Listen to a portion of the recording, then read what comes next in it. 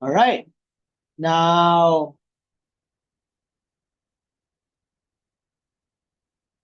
okay, so good evening, everyone. So we're back no, with our second session in year 2025. Again, this is a continuation of what we started last time.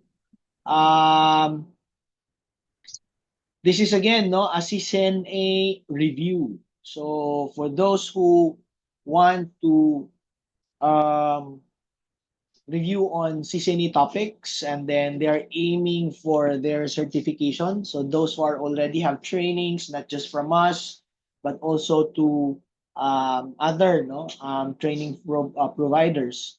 So we in UBTech, so we also have trainings for CCNA. And so if you have friends who wanted to try our training here, please refer them. And again, the objective of this series of meetings online is again for you to review topics. That's why I'm encouraging you guys to also interact with me. So if you have some questions, so please do so. Um, I can allow you to interject. So anytime if you want to clarify things out. Okay? So now let me share my screen. There you go. There. So let me minimize this one. So are we already recording? Yes. Ka-record na po tayo. Now, we're still in this part, no network access. So we're done with this part, no VLAN, inter-VLAN connectivity, trunk, no. So this part, and we are moving forward into the remaining topics here. And for today, I will be skipping these two. So I would rather start magja-jump off muna ako dito sa 2.5. So we will focus on spanning tree protocol. The next meeting, we will focus on these two, no, itong part na to, and then moving forward to the rest of the topics for the network access technology. So again, this is 20% of the exam, no? So let me share my slide here on the current, right? So can you see my screen, guys? So please confirm, maybe a thumbs up, or can you can of course unmute yourself. Yes, sir. All right. Sige, thank you.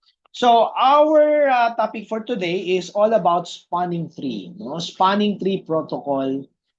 That's STP. If anyone encounter this technology and protocol, again, if you have certain a portion of this topics in here that is vague to you, and you can ask questions later. Okay, so we'll see what this spanning tree all about and why there's a need for this technology to be implemented within our switch environment or within our switch environment. So what's spanning tree protocol?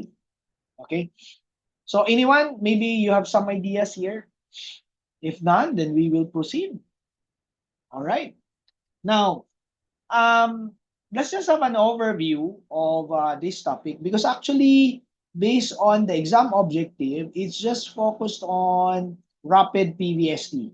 But I will not jump off directly into this one because, prior to that, we will talk about first the basic. At least you have some idea, the basic of spanning tree. So first and foremost, we need to know what's the benefit no, of having spanning tree protocol. So the idea is that this will allow you to implement some kind of redundancy. Redundancy where? In which part of your network? On the physical aspect, At layer 2, you can implement redundancy in terms of connectivity. So if, let me show you this um, figure in here. So I have here 3 switches. Actually, this is our topology for today, where we will be working on. We have the core switch up here, and we have this switch 1 and switch down here. And if you notice that all of these 3 switches are connected to each other directly. And as you can see, um, we have some kind of redundancy in here in terms of connectivity. So what do we mean by that? When one of these link fail, then the connection is still there.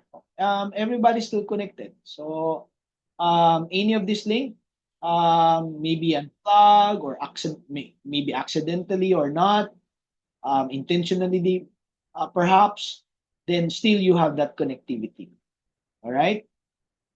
But if you notice, we have this term what we call a loop, no, a layer 2 loop in here, because if a broadcast traffic, let us say, um, introduced, no, in this environment, so what will happen is that that broadcast traffic will be looping around here endlessly. And that could potentially consume the entire bandwidth of the links. And so there will be no more bandwidth available for unicast communication. So that's actually the problem if you have a layer 2 loop. Okay? So if there's a redundancy, there is an issue. What are these? I have already mentioned a broadcast can consume, no, the entire bandwidth of the links. So that's basically what we call broadcast storm.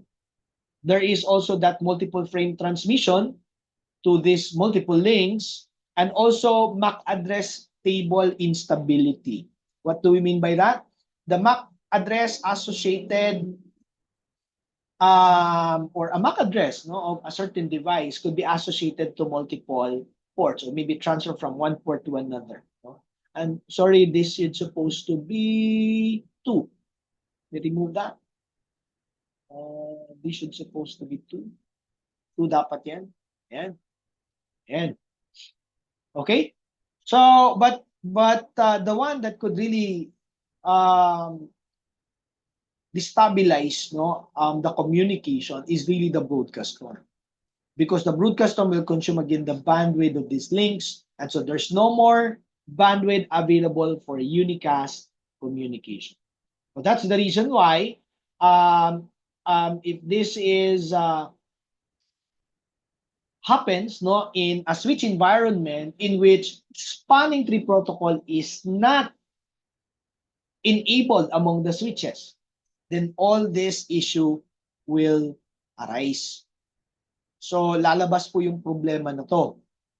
Okay? And so we need to avoid, no, prevent these problems.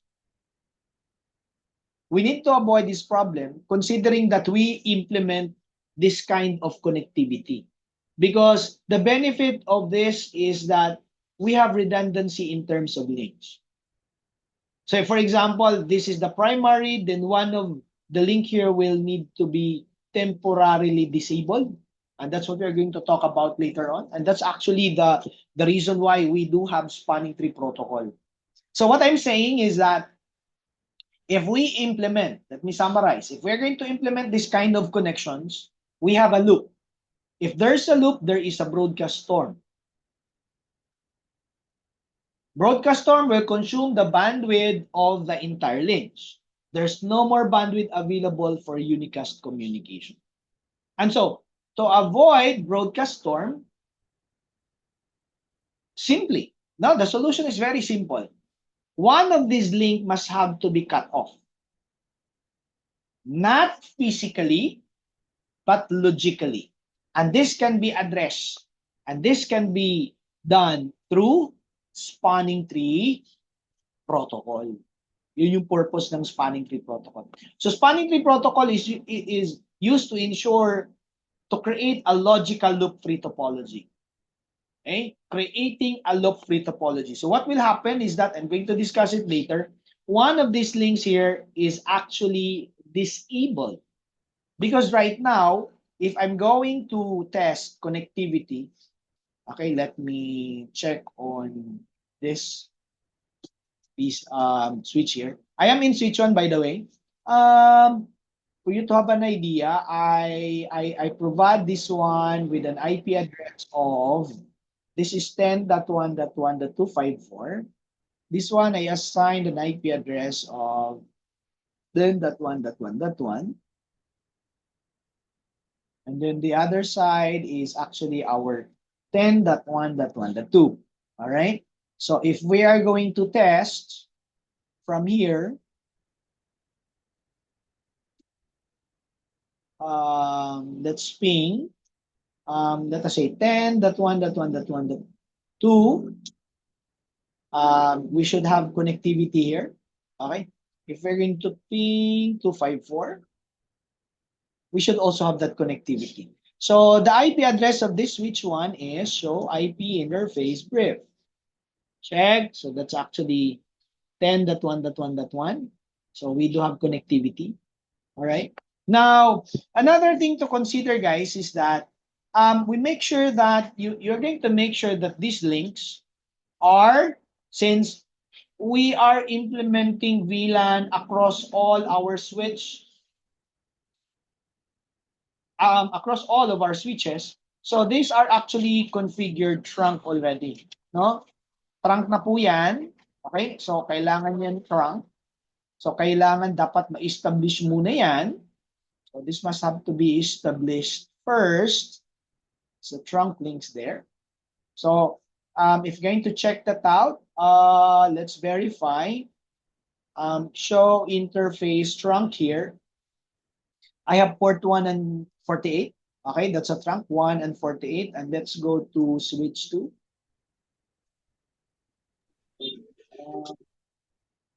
Okay, enable,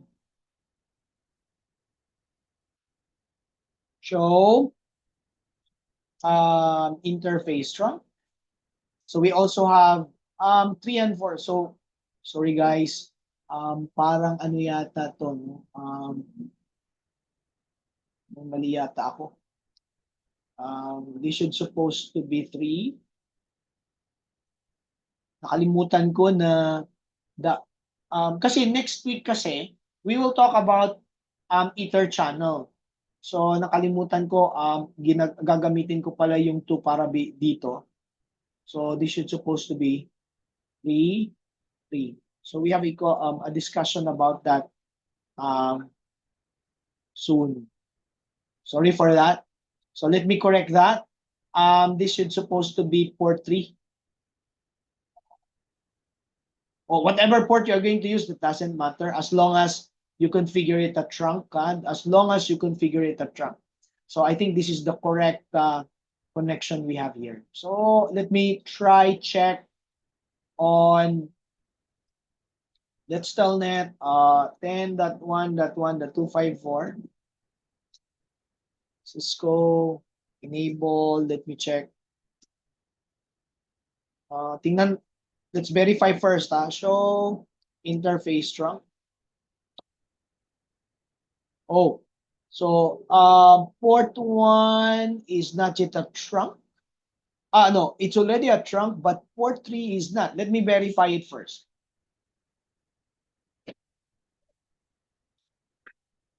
Let me fix this one first because this is actually a requirement. Before we will be proceeding into what's the current configuration of our port 3.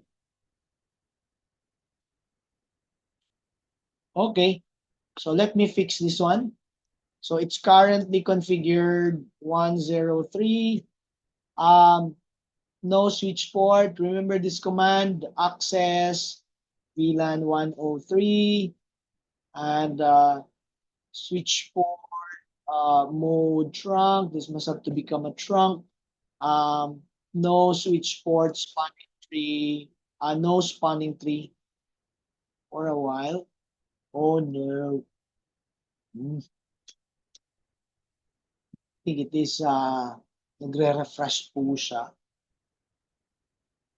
Okay. Let's give it a time.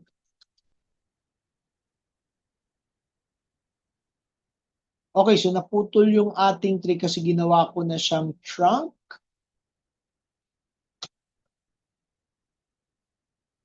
Ayan, nag-ano lang siya nung nagre-refresh. Okay. And no spanning tree port fast. That should not be configured as port fast. Show run. Again, this configuration was related to the previous discussion we have last time about trunk and VLAN. So this is already a trunk. That's a trunk. So let's verify.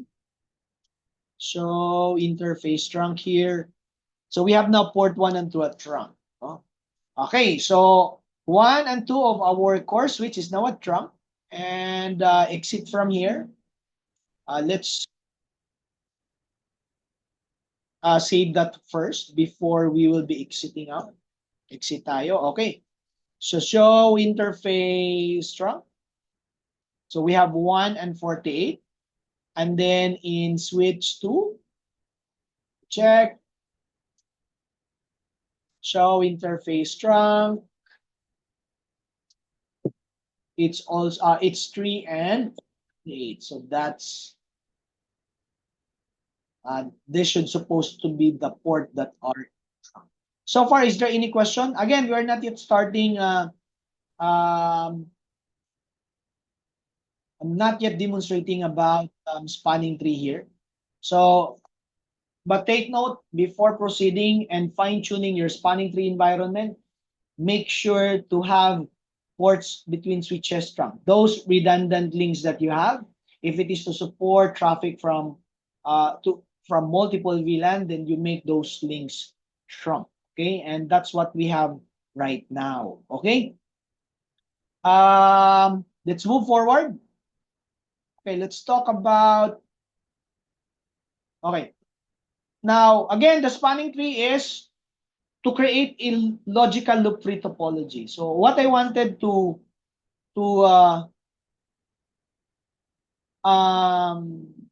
tell you is that actually these three links, one of these link is actually cut off, meaning it is this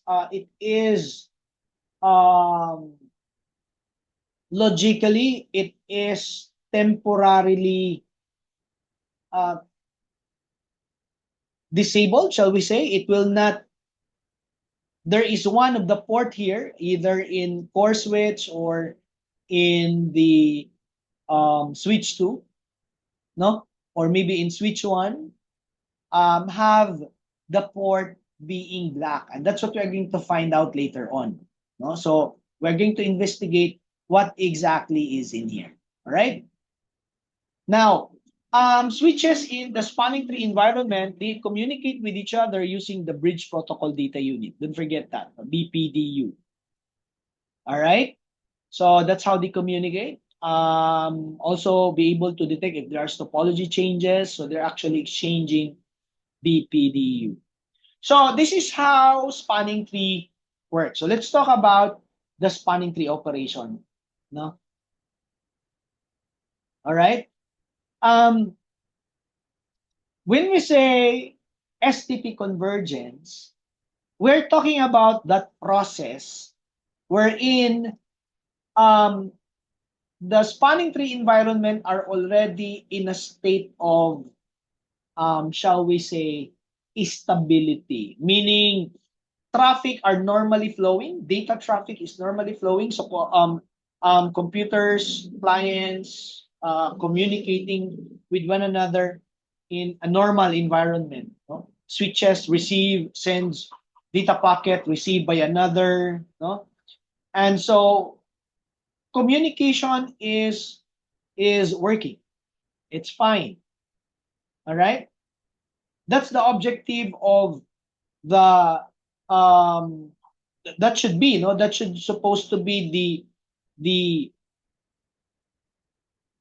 environment wherein computer is now communicating with each other, no, in a stable spanning tree environment.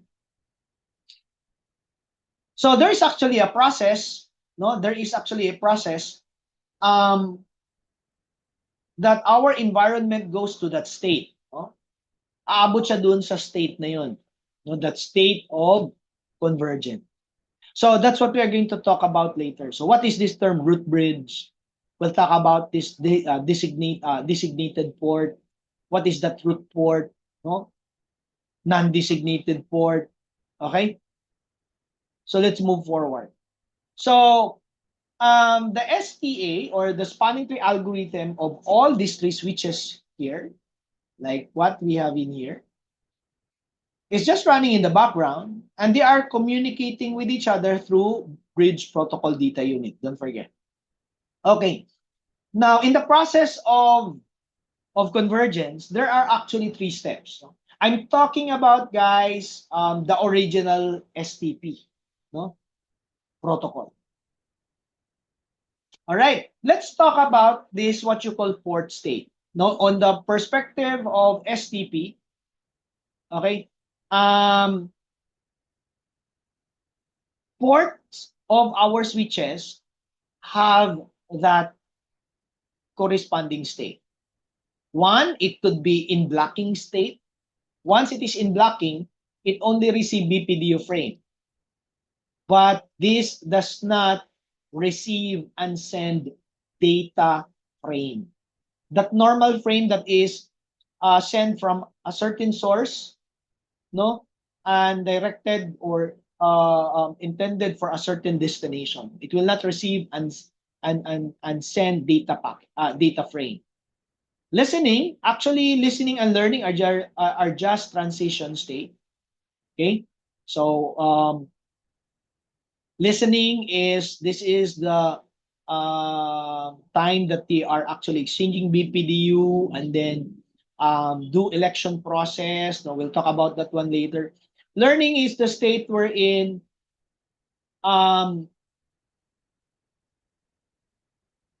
MAC address are start being learned. No? Kumbaga, yung mga MAC address connected doon sa mga switches natin, yung MAC address nila are start being populated in the MAC address table. And forwarding, this is actually the state wherein a certain port allows receive and forward data frame. But aside from that, they also receive BPDF frame and also learning new MAC addresses. Disabled port, meaning the port has been shut down. So it doesn't participate in the STP operation. Okay, so titingnan natin. Let us see.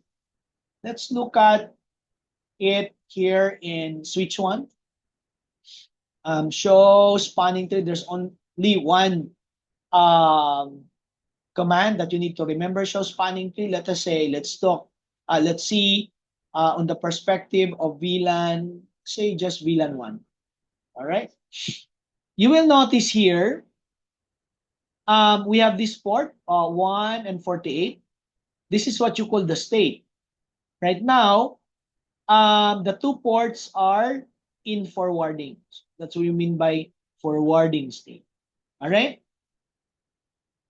Let's look at switch 2. Show spanning tree, VLAN 1. You will notice here that all ports are in forwarding also. All right. We'll see about that. Okay. So yun po ibig sabihin, no? Blocking and forwarding. So andyan lang yan sa dalawa, guys.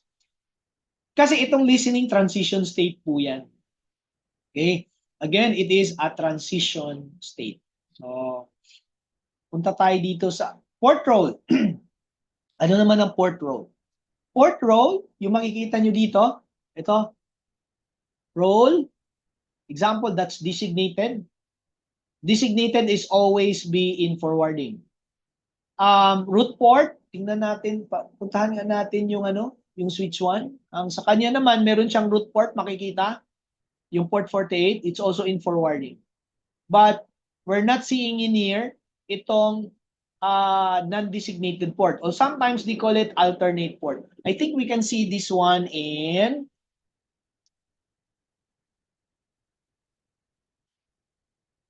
the core switch. So show spanning tree.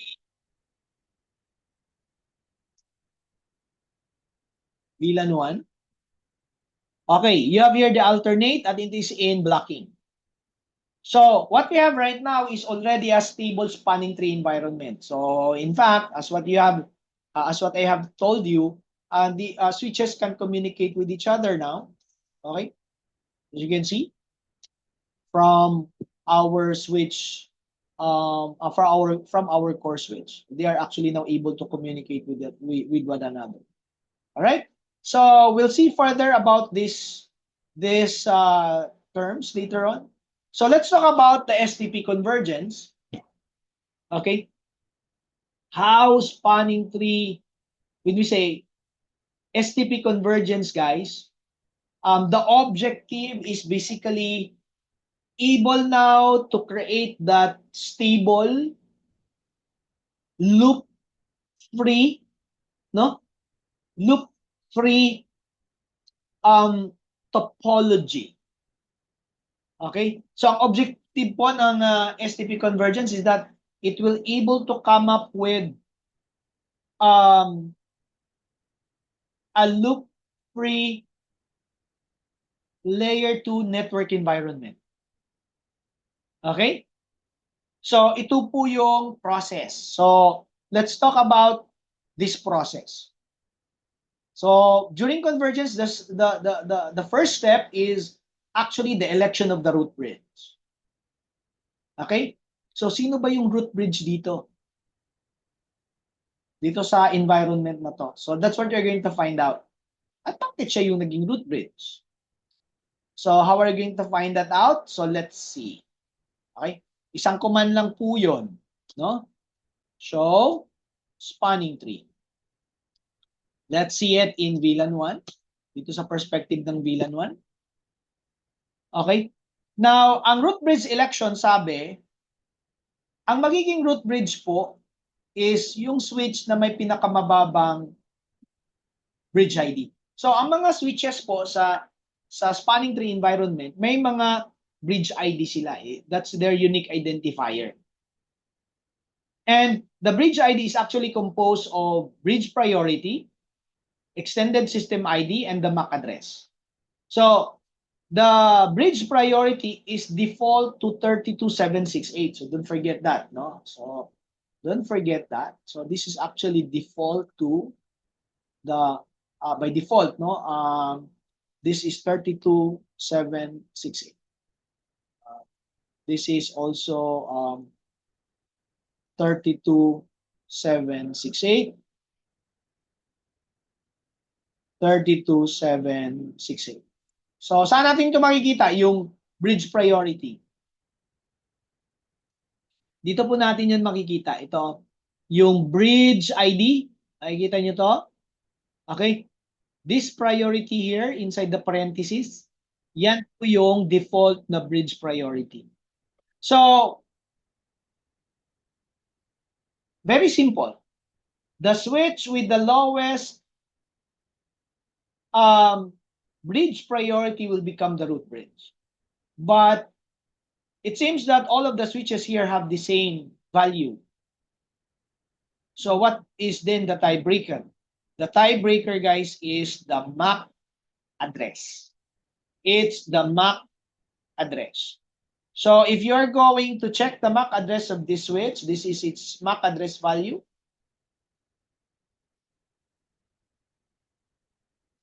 Yan po yung MAC address niya.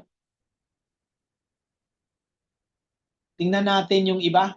Exit tayo dito. So, spanning tree, VLAN 1. Ang MAC address po nito is this.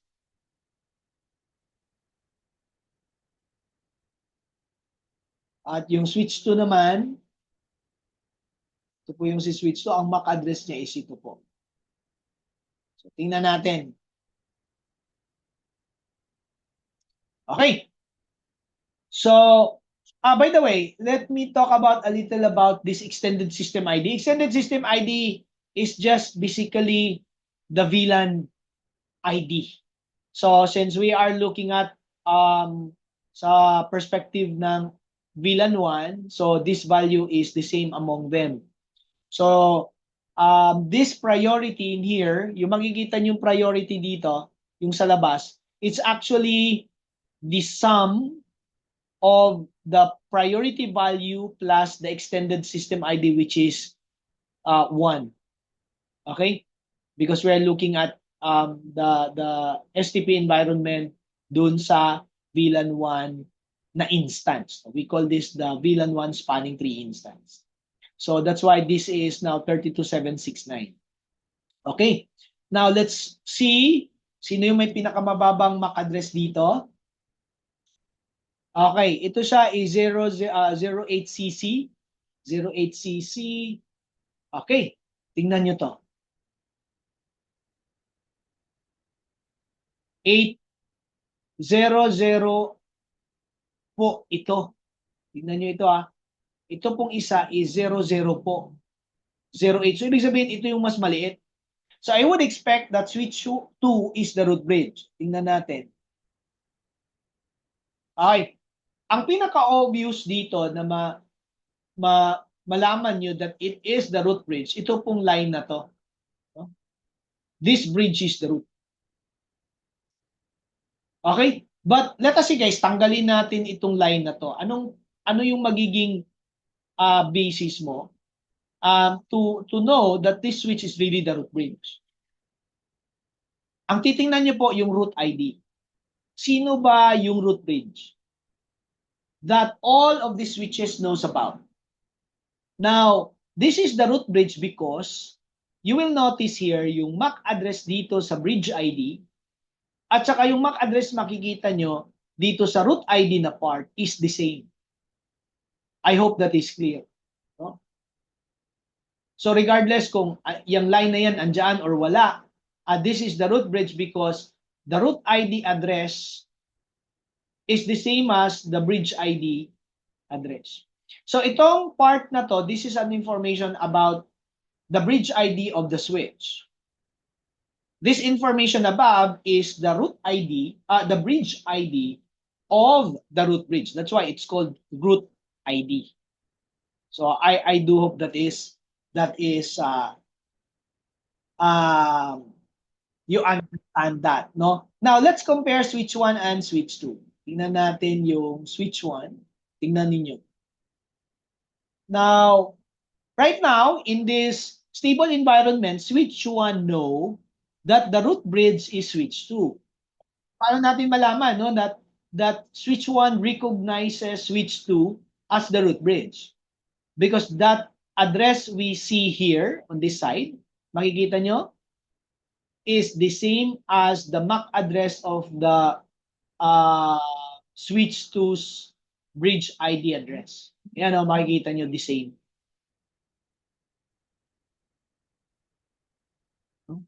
Yan po. The same po yan dito. So, ibig sabihin, switch 1 po recognizes switch 2 as the root bridge. Alright? Yan. So, kung titingnan natin naman siya doon sa doon kay core switch. Spanning tree. Spanning tree VLAN 1. Tingnan nyo din. Tingnan nyo dito. Ang MAC address dyan is the same MAC address here. So, also, core switch recognizes switch 2 as the root bridge. That's basically it. Alright? I hope that's clear. No? That's all about step 1. Now, once the root bridge has been elected, the next step in the process is the selection of one root port. Now, this happens not in the root bridge. This happens on those switches which is not a root bridge. Another thing to note about root bridge, guys, is that all of its ports are designated. So don't forget that.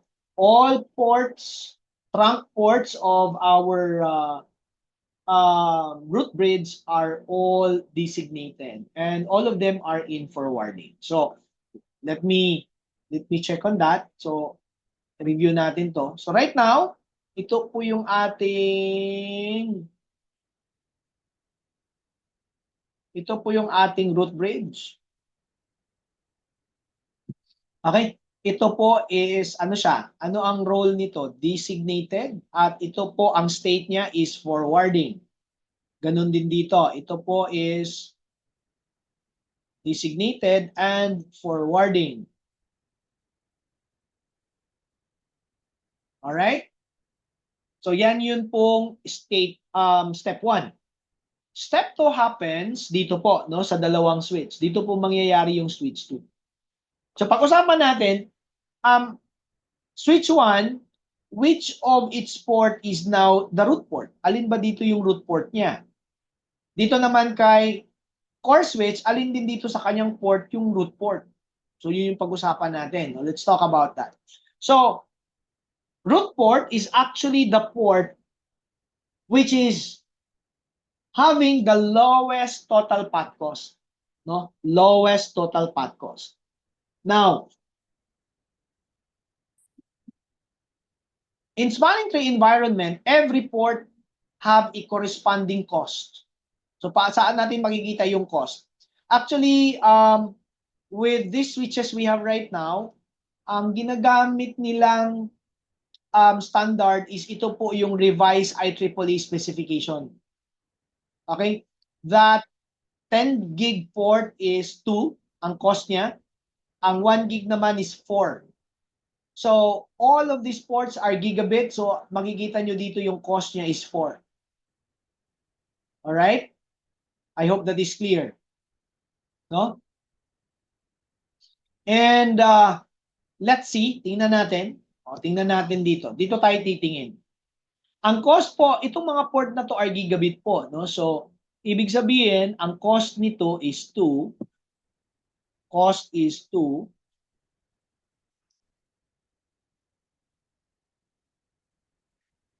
Ang cost din po nito is 2. Dito po is 2 din. Cost dyan is 2.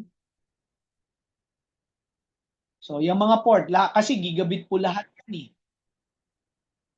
2. Ayan. So, titingnan po natin.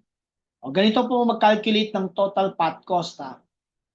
So, if it consider port 1, ang total path cost po is calculated using the root bridge as the reference. Kaya, mauna yung step 1 which is selection of the root bridge because root bridge po kasi is magiging reference siya to calculate the total path cost. So, if you're going to look at it, tingnan nyo, kapag kunin natin ang total path cost dito sa port 1, papunta sa root bridge. So, ibig sabihin, dito po siya dadaan. So, drawing po tayo. Dito tayo dadaan, papunta doon. Ang cost po niyan is 2. Ay, 2. Dito din is plus 2. It's always outgoing. So, 2 plus 2 papunta dito. Ibig sabihin, ang cost po niyan is 4. Whereas, kapag itong port 48 ang i-consider, guys, ang total path cost po niya is only 2. So, the lowest total path cost path is through port 48. So, kung titingnan nyo ngayon, makikita, saan natin yung makikita yung mga informations na yan? Punta tayo dito sa ating switch 1. Punta tayo sa kay switch 1.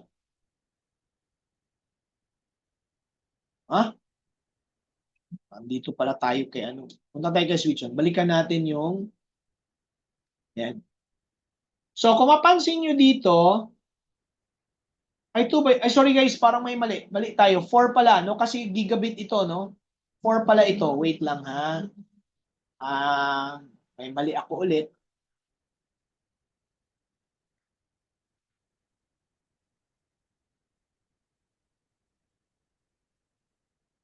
Hmm, Okay. Cost po nito kasi gigabit, no? 4 po yan. 4, 4, 4, 4. Dito po is 4. Okay. So, mali po to. This should supposed to be dapat 4 plus 4, this should supposed to be 8. Ulitin nga natin. Kung dito po magdaan, ang total cost po is 4 plus 4, that is 8. Dito naman, ang total cost po is just 4.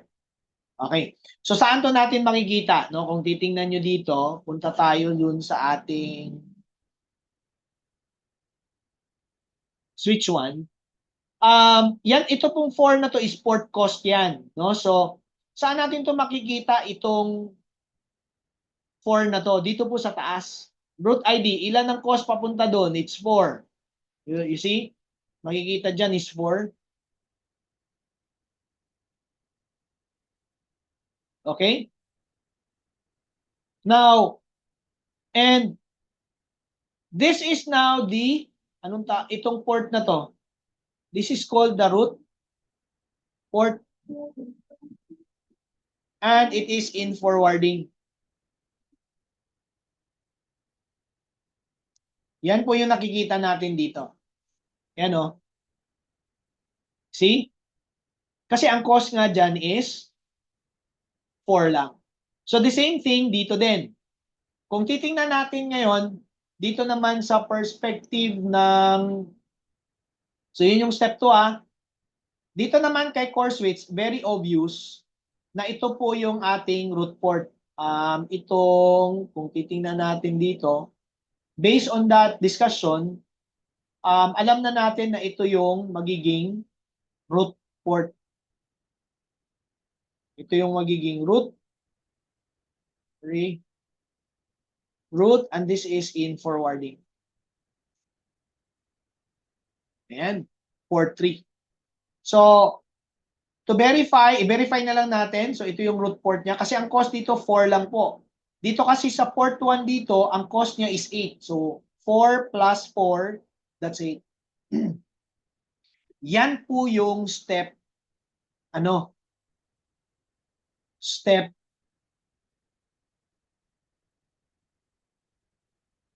2. So, yan po yung sinasabi natin na step 2. Root port. But what if yung, guys, yung port po is, kasi may dalawang port na same ang total path cost. So, ito po yung magiging tiebreaker. Kapag equal, lowest neighbor bridge ID. Kapag yung port na yon connected sa same neighbor, ibig sabihin equal ang neighbor bridge ID. So ang titingnan ngayon is yung neighbor port priority. Saan natin ito makikita yung port priority? Ito po yung port priority. Itong dito na yung prio na column. So 1 to 8. No? Since default yan to 128, so kung magtatay sila, ang magiging tiebreaker is the neighbor port ID. It's referring to the port number. So ito yung number na to, yung 1 at saka yung 48. So don't forget that. No, don't forget. All right? Now, the last step in the process is this. Ang step 3 actually, ito na yung step that the redundant link, yung kumbaga sabihin na natin, yung backup link will be cut off temporarily. Magpuputol na siya no ng link. So, tingnan natin kung alin dito yung naputol, no? So, in this case guys, ito active link ito. Ito din is active kasi mga root port yan eh. Ang redundant link dito guys is ito pong link na to. So, ibig sabihin ito po yung puputulin. Paano yan naputol? So, makikita natin siya dito sa switch 1 and switch 2. Tingnan natin ano yung state ng port 1 dito, ano ang state ng port 1 dito. So, if you're going to look at that, switch 1 tayo, ang 1 po is designated siya. So, ibig sabihin, ito po dito, itong port 1 na to, and forwarding.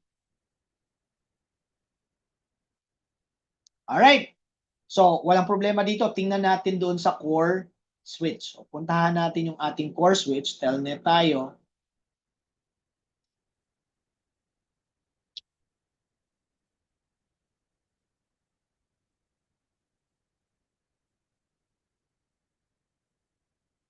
Okay, so show spanning tree VLAN 1. So, ang port 1 po natin is alternate po siya. So, ibig sabihin, ito po yung sinasabi kanina, itong port 1 dito, ito yung sinasabi niya kanina na non-designated. Actually, this is also known as alternate. At ito po yung port na to is in blocking. No, blocking po yan. Alright? Ibig sabihin lang nito guys, ang ito namang tree is root port po siya. Tingnan natin. It is a root port in forwarding. So, ano ba ang ibig sabihin nito? Ang ibig sabihin lang nito guys, that itong link na to, putol po yan. Pagpalagay natin, itong switch 1, nagsesend siya ng data traffic. Pagdating dito, block po yan. And again, sabi natin, kapag blocking yung state, hindi siya pwedeng mag-transmit, hindi siya pwedeng mag-receive ng data traffic. So, logically, itong link na to, physically, it is actually active, but it will not allow data traffic to pass through here. Kasi nga, the other side is blocking it. And this would be, guys, just temporary. So, tatandaan natin, guys, that yung spanning tree environment is ano po siya, guys? Failover technology. Doon po sa context ng link. So, tatandaan po natin yan. Alright? So, tingnan natin, pag-usapan natin anong mangyari. Paano ko masabi na ito is backup lang? No, backup lang yung link na yan. Okay? So, ang gagawain ko, ilipat ko muna kasi sa ngayon nagte-telnet ako eh. So, ang gawain natin ganito.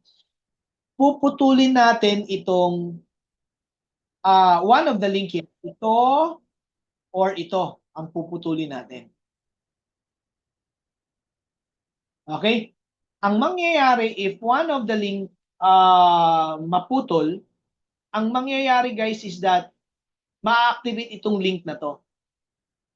Ibig sabihin, on the side of core switch, from blocking, magiging forwarding dapat yan. Alright?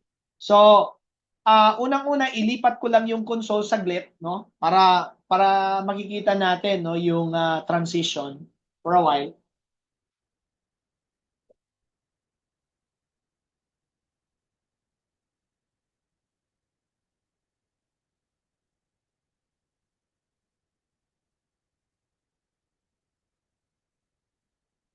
Okay, nag-console ako guys, hindi para pag merong topology change, mapuputol kasi ang connection ng lahat eh. So mag-reconverge siya. So punta tayo dito. Ito yung, andito pa rin tayo sa ating exit tayo dyan. Balik tayo sa switch 1. Punta tayo doon sa ano natin, isang console. Right now guys, no? Andito ako ngayon sa switch, sa core switch natin. So dito tayo titingin na. Show spanning tree VLAN 1. Okay. What will happen if I'm going to cut off itong link na to? Kung i-cut off ko yan, anong mangyayari? Okay? So, ito yung gawain natin. Ang gawain ko guys, i-unplug ko lang. No, yung link. So, ang i-unplug ko na link guys is yung sa port 3, itong link na to. So, let us say, accidentally naputol itong link. And what will happen? Anong mangyayari? No? Anong mangyayari?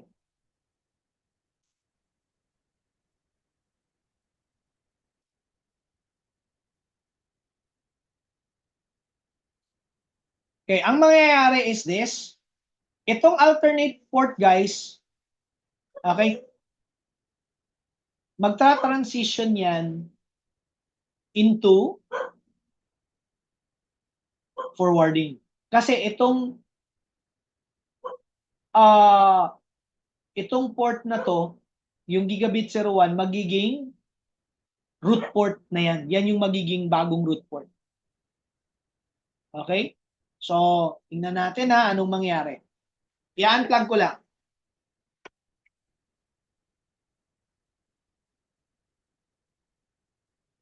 Okay, in-unplug ko na. Ayan, naputol yung connection, no? But tingnan nyo yung mangyayari, ha? Show spanning tree, VLAN 1. You will notice, guys, LIS. So, originally blocking yon, no? Nagba-blocking siya. Ngayon, pumunta siya ng LIS, ngayon nag-LRN. Ito yung sinasabi ko sa inyo kanina, guys, na ano siya, transition state yung listening at saka learning. From blocking, it goes to listening, then goes to learning, and then finally, pupunta po siya ng forwarding. No? Ayan, forwarding. Forwarding na siya. Okay? Question. Guys, wala naman. Kung wala. So, yun nga yung sinasabi natin na itong link na to is sa backup. Kapag magda-down ito, mawawala itong link na to, ito mag-a-up na yan, mag-a-activate. So, right now, meron pa rin tayong connection. Papunta kay switch 2. We're going to ping from here. Meron pa rin tayong connection. Okay? Ayan. May connection pa rin tayo. Ibabalik ko lang guys para at least makita nyo yung behavior ng spanning tree.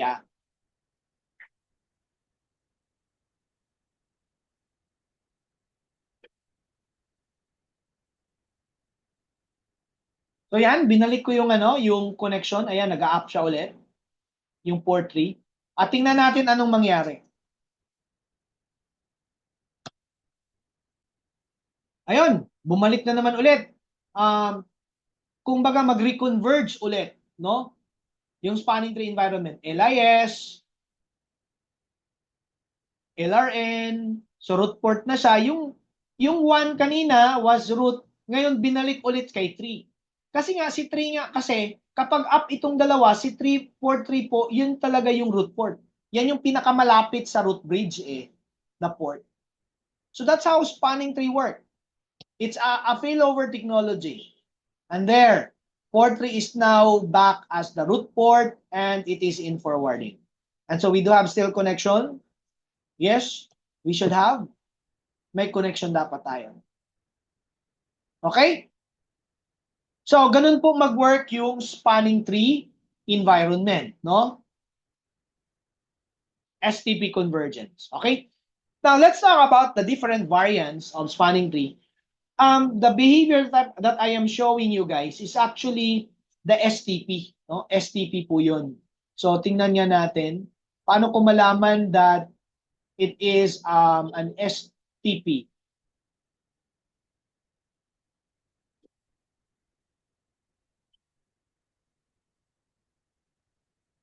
Yan po, protocol IEEE. Protocol IEEE. Okay?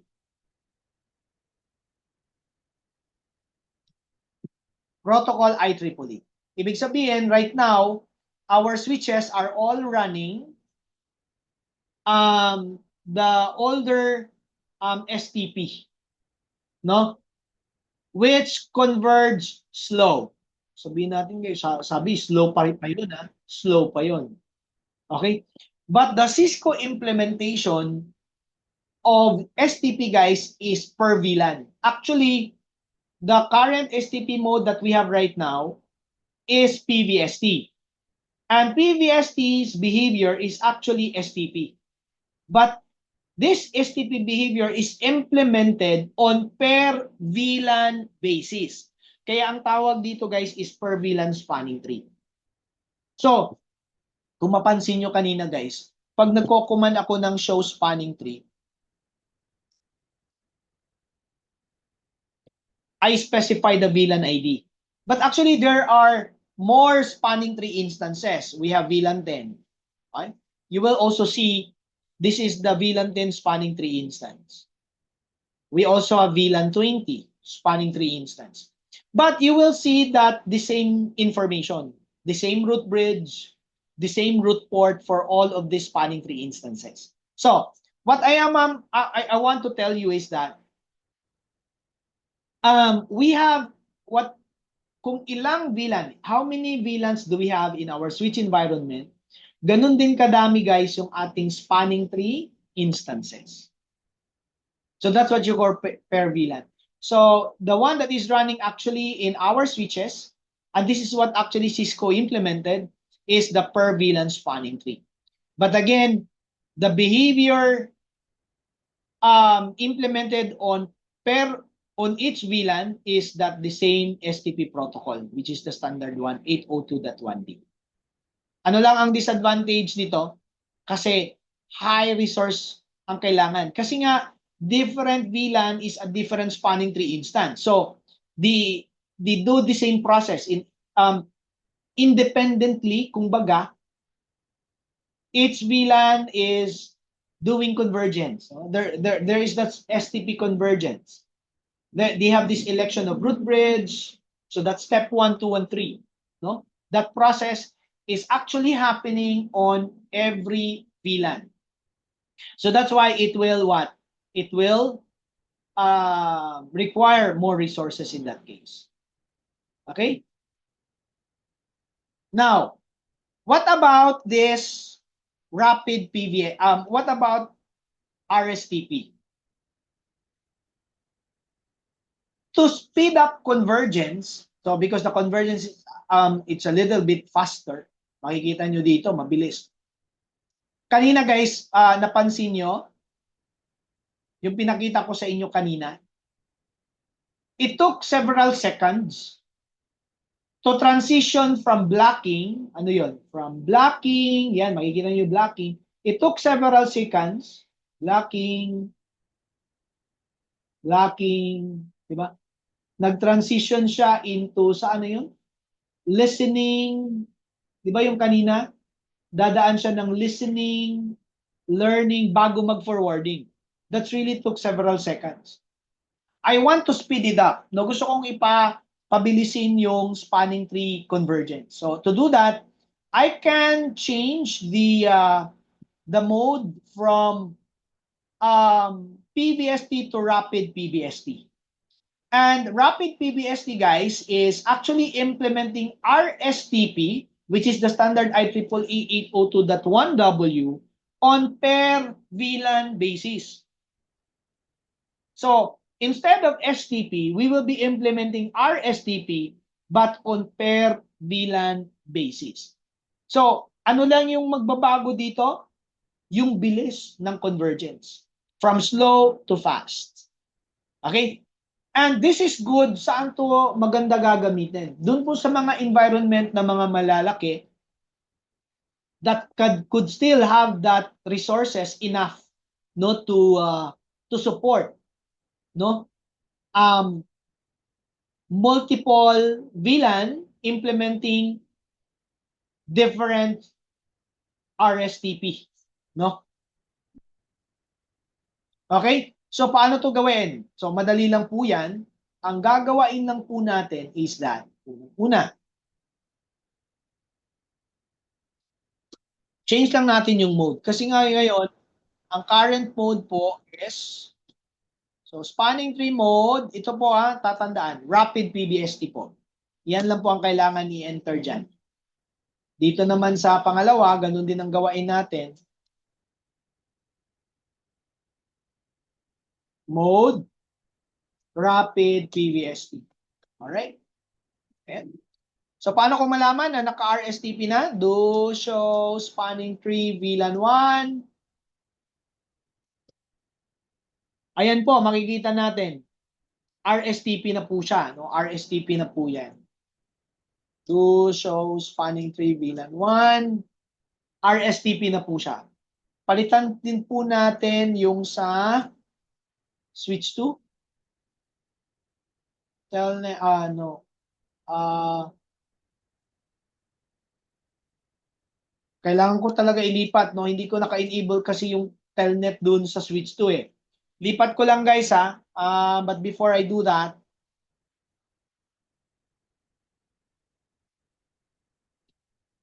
copy run start muna tayo, or that's short to write, or that's actually write memory.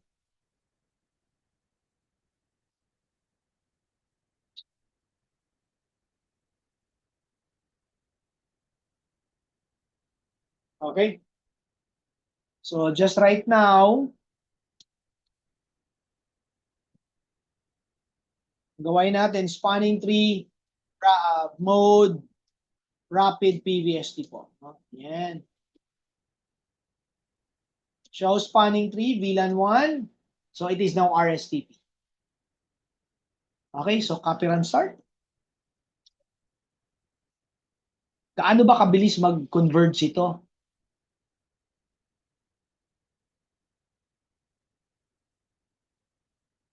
Okay, pakita ko na lang. Balik ulit ako guys ha, pasensya na.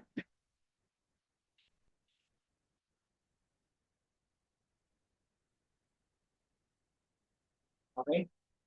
So nagka RSTP na po lahat. So balik tayo dito. Tingnan natin. Show spanning tree VLAN 1. Alright, tingnan nyo to. Blocking siya, no? Tingnan natin kung gaano kabilis ha mag-transition from blocking to forwarding. Itong port 1. Tanggalin natin itong connection dito sa port 3. Then ito from blocking should goes directly into forwarding. Actually, rapid PBST kasi, this is the what makes it fast or transition fast, no, from blocking to forwarding. Actually, yung blocking at saka yung concept ng blocking at saka ng listening sa STP is ginawa na po siyang discarding. Okay, state. Then learning, then forwarding. So tingnan natin kung gaano to kabilis. Tanggalin ko po yung port ha. Okay, tanggalin natin yung port 3.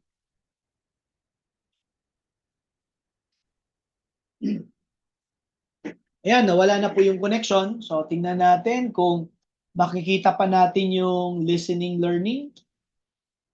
Mapansin nyo guys, diretso na siya ng forwarding. So parang hindi na lang po natin napansin na dumaan siya ng learning, no? So ganun po kabilis yung transition if you use RSTP. But the Cisco implementation, what we call rapid PBST. Okay? Tingnan din natin kung gaano kabilis magbalik si port 3 kapag ipa-plug ko. So kung ma-remember nyo kanina, dadaan pa siya ng listening, then learning, then forwarding. So, tingnan natin.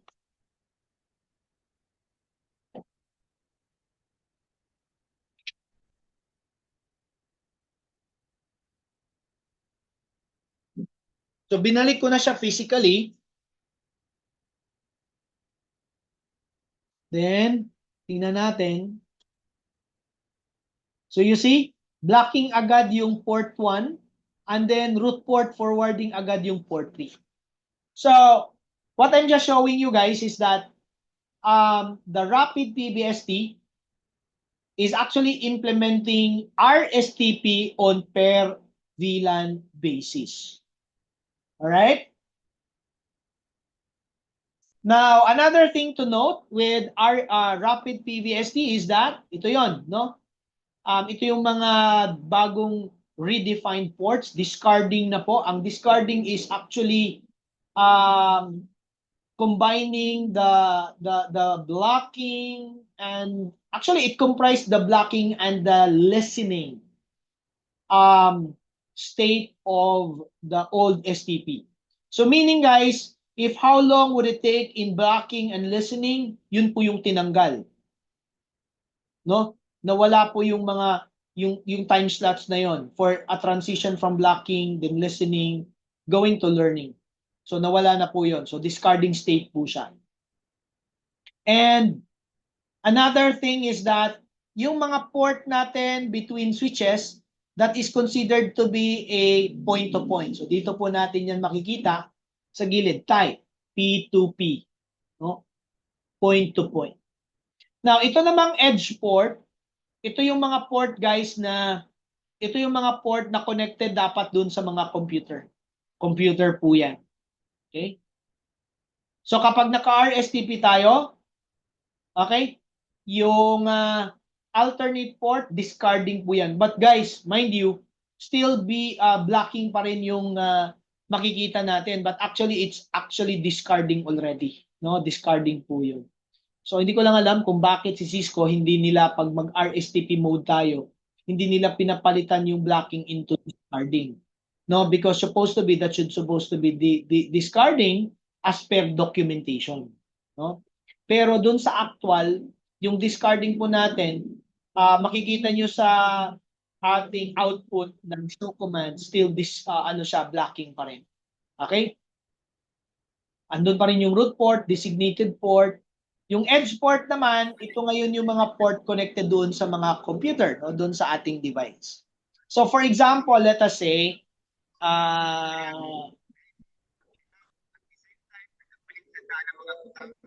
hello? Is there someone asking question?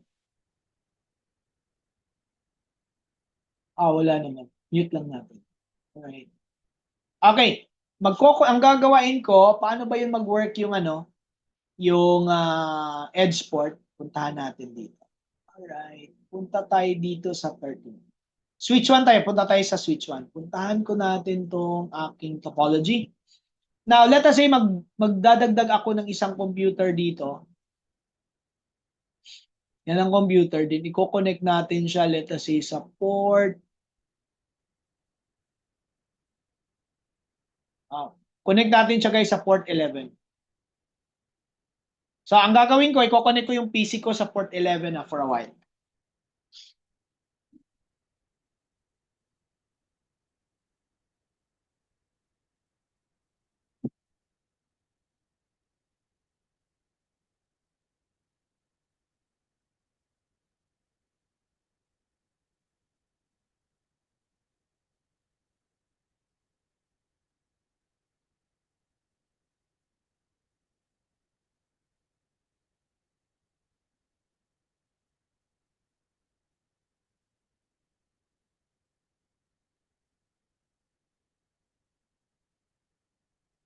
Alam kung working tong aking port. This will be the last.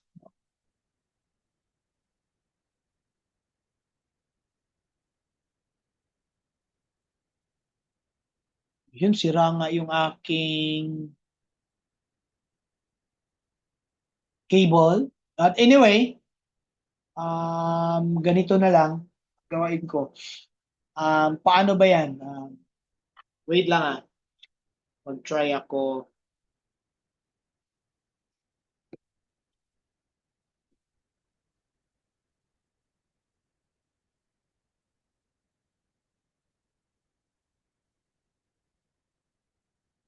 So, assume natin na may computer connected dyan. Paano ba mag-implement ng edge port dito sa port 11? Punta tayo dito sa aking 13. So, pupunta lang po tayo dito sa ating interface gigabit 0/11. Then the command guys is spanning tree port fast. Yan po, no?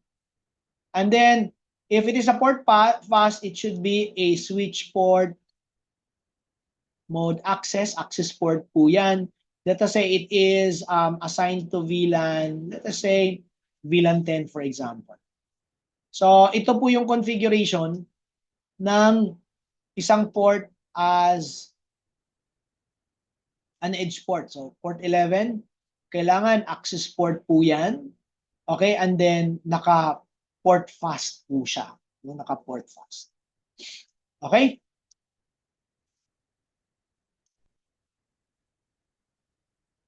Alright?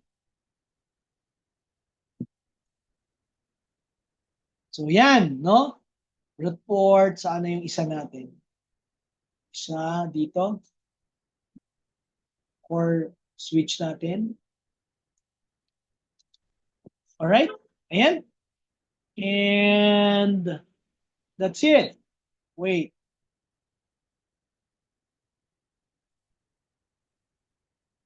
So actually, yung demo na yan, pinakita ko na sa inyo kanina, no? Yung ginagawa natin. And lastly, I also wanted to emphasize, balikan lang natin, itong MSTP, but CCNP na po ito na topic. Di ba, ang issue natin with rapid PVST is that very high in terms of resource consumption. Kasi nga, every VLAN, guys, is a different spanning tree instance. So this is actually addressed by implementing MSTP. Because in MSTP, you can control the number of spanning tree instances. Let us say, you just want 10 spanning tree instances, and then to a specific spanning tree instance, you are going to associate multiple VLAN. Meaning, let us say, VLAN 10, VLAN 20, no? You're going to configure them. They will be associated with just one spanning tree instance. So they will be sharing the same spanning tree instance.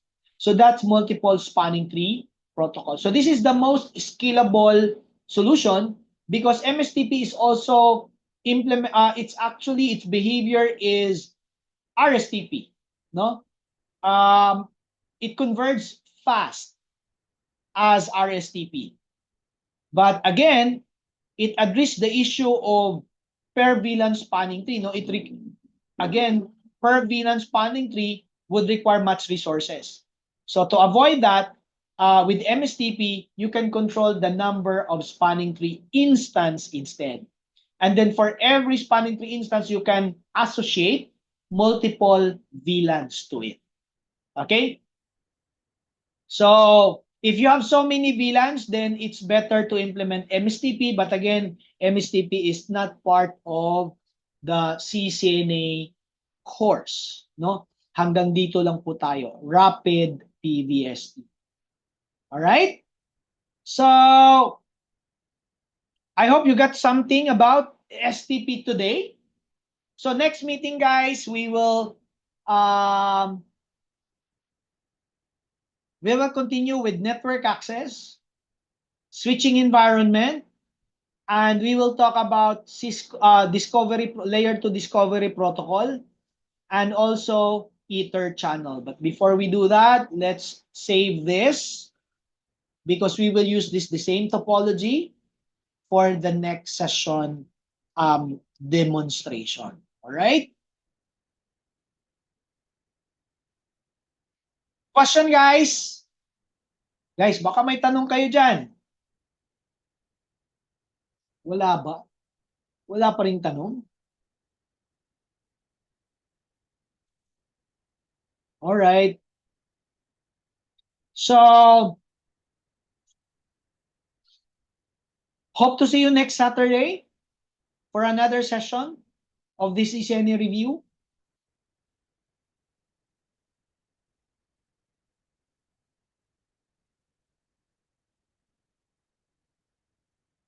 Online pa rin po, no, yung ano natin, yung review na to. So we'll talk about our discussion next week. Is ito po yon, no? Yan yung i-expect natin next meeting. Okay? Next Saturday. And God bless everyone. So kung wala talagang tanong,